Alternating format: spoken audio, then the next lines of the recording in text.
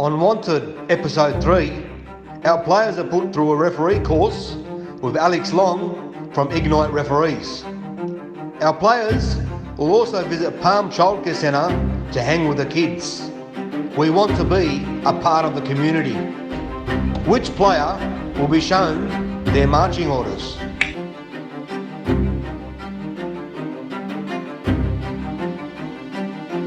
Hi, my name's Alex Long. I'm the director of Incite Refereeing. We're a football referee excellence R&D company. We also run education and technical sessions for not only just referees but also players and spectators if they want to get a perspective of what it's like to be inside the mind of a referee.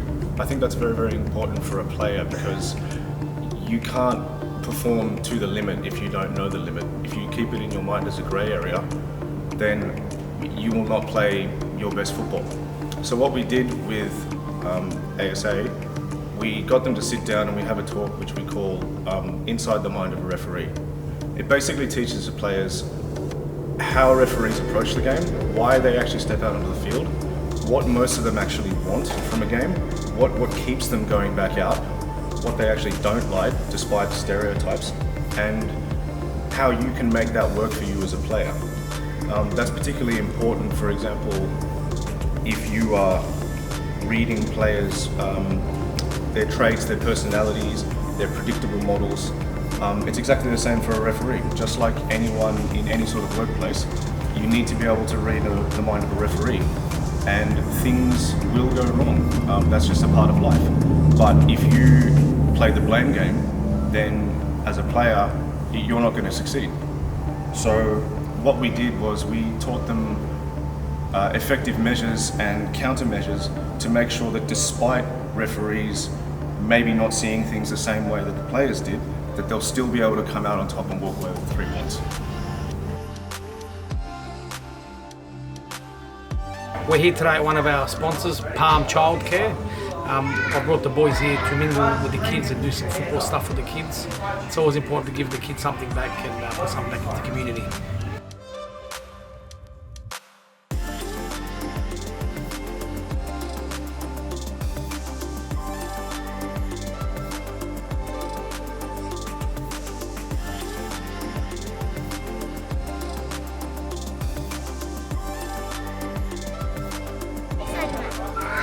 Are you having fun? Yeah.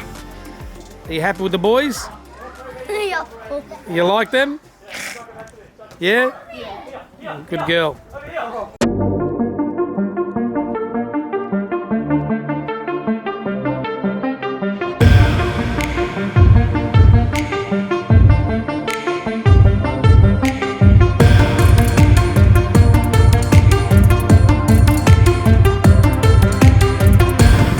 Chris Fayez and Josh are big good mates. They're on track for the contract, mate.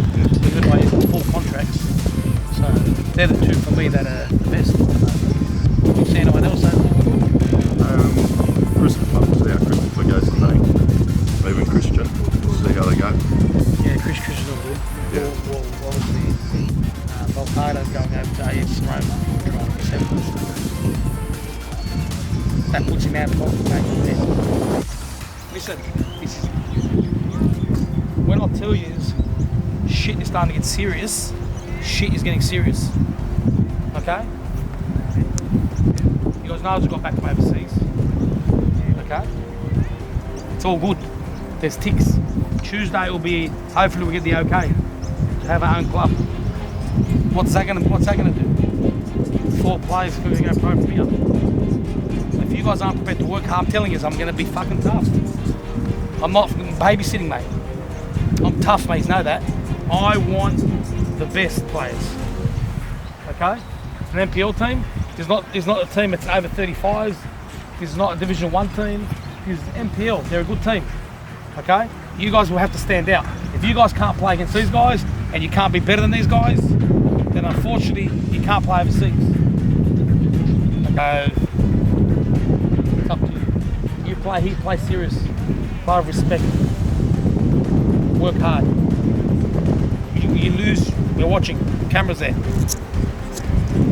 Camera's watching you. If I want, I'm going to work for it. Is that clear? That's all. One chance, one goal. 5 players. Who's going to get it? I'll leave it up to you.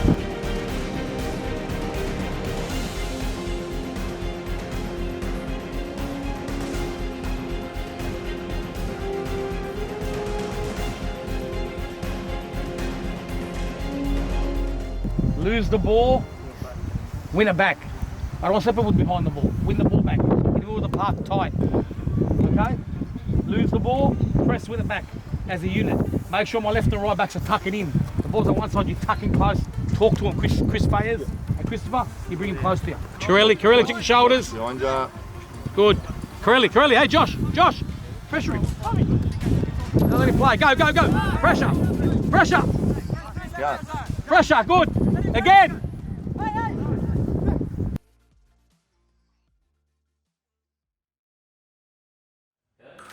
Special visit, Juki, you know? Juki, bro. You going, boys? Yeah, good, mate. Good? Good actor. Hey, man, good. How you doing? See, bro. Juki's here today to talk to us about football, man. About his professional football, his pathway. Yeah. How do you best prepare for, like, mentally going into trials? Like, what's your, like... Yeah, well, back when I was obviously your age, I Yeah. did quite a few trials.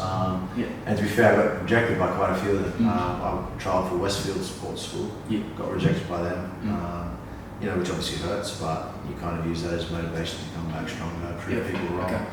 I actually got rejected by Sydney FC NYL team as well. So yeah, you know, but you use those as learning experiences, and for me now to be going into a trial, I'll probably be pretty much just going with the mindset, believe in your ability, know your strengths, and really play to your strengths. Don't try and do something out of the box that you're not comfortable with, because you might be making yourself look a bit silly and make stupid mistakes. And keep things simple, because football is such a simple game. And the things you start to try and do certain things that are out of your comfort zone, you can complicate it and make things not work. So I'd probably go with doing that, and then obviously outside of the pitch, to prepare for certain trials and certain games and all that, perfect your weaknesses. If you've got a weak left foot, weak right foot, keep training on that. If you're not sharp with your turns, work on that. Your shooting, passing, whatever you have a weakness in the game, heading the ball, that seems to be a lost art in the game. You know, all these little things can build you up to be a way better footballer, an all-rounder, versatile player hopefully as well, because then you're more valuable to a coach, to a team, with those ingredients. So, you know, I'd say probably a lot of that, and then just also go in with the confidence that you're better than everyone else there. So you believe in your ability, and you go, if you're man on man and you're coming up against anyone, you know you're going to beat that man, and don't question yourself. I'd probably say that, like, that's helped me, because like I said, I've had setbacks, I've had coaches say I'm not good enough, I'm never going to make it, and things like that. So I think moments like that, you just got to believe in yourself, know what you can do, and use any negativity like that, if there is ever a situation, use that as motivation to prove them wrong. And for me, lucky enough, I've made it, and I've been able to enjoy proving those people wrong. Yeah, of course. And still to this day, I guarantee you they're probably sitting back now, hoping for me to fall off again, so they can be like, oh, see, I was right. But you know, you just keep working hard. He's here, he got rejected many times. Even his own uncle rejected him. Okay? I'm not going to mention his name until you on the video. He got rejected. And he followed the same pathway as you guys did. He went to Singapore tour. Remember the Singapore tour? I did 3 of those. And it made him understand football. And he killed it. Like you just killed it when you were there. So you guys are following the same pathway as what he did. Knowing that he's been on that pathway before us and he's got it, like, it's sort of for us, it's like, well, we can do it too if we work hard enough. This exposure to that experience, taking you out of your comfort zone into a different country, different league, different style of play, different conditions with the weather, this all helps you grow as a footballer, especially at a young age. Is so important. And that you're a younger person playing against first team footballers, professional footballers, you know, knowing where you're at, you know, you go into these games and you can either be like, you can go into it being like, all right, well, I need to work on this, this and this to better myself, or you'd be like, oh wow, you know what, I'm actually further ahead than what I thought, I can keep up with these guys, and you take a lot of confidence out of that, being like, wow, I'm only this age, and I'm keeping it up with professional footballers, and you keep growing on and you keep building on that. You know, so for me, like I said, I copped all that rejection at a younger age.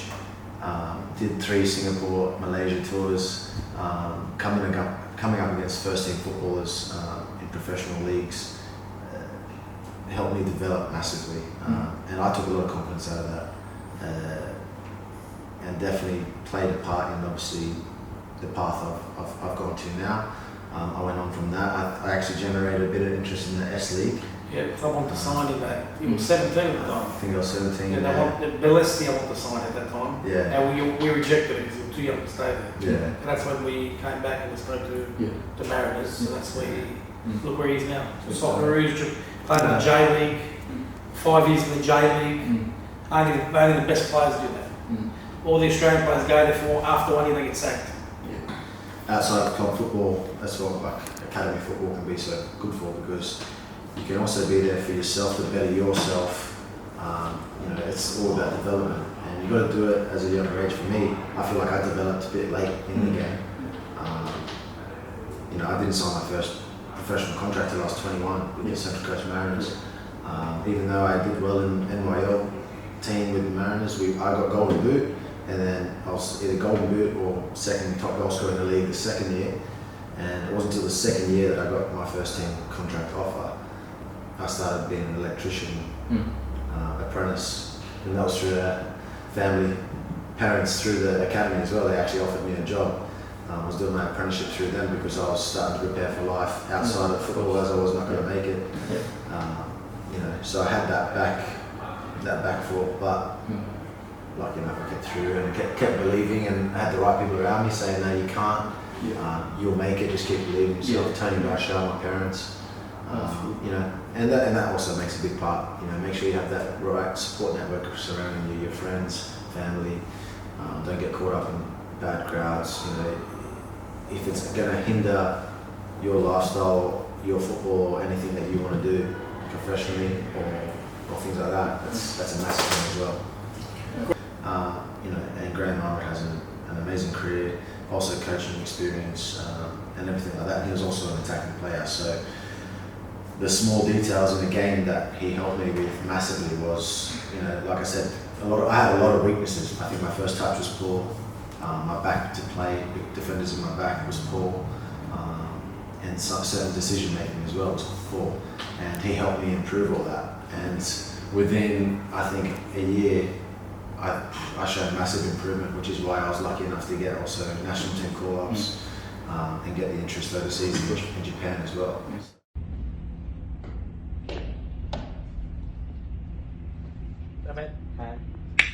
Listen, I hate doing this, okay, but your training hasn't been the best. You've missed a lot of sessions, you've come late, you haven't worn the right uniform at times. Unfortunately, I have to let you go. You know, we are picking, like I said, we've got 20 players, and we're going to start letting players go. Okay, unfortunately, I have to let you go. I feel bad. It's the worst part about the job. I hate doing it, but we have to be honest. Yeah. You're wasting your time. Okay? Do you have anything to say? I mean, I tried my best, but you're the boss, so I'm always here for you. If you need anything, please call me. But unfortunately, I have to let you go. Okay? Do you think you have what it takes?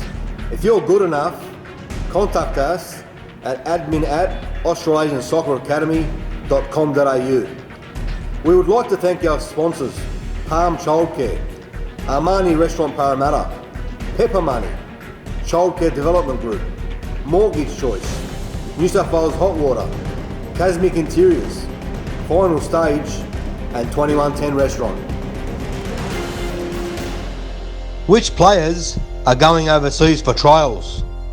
Find out next episode.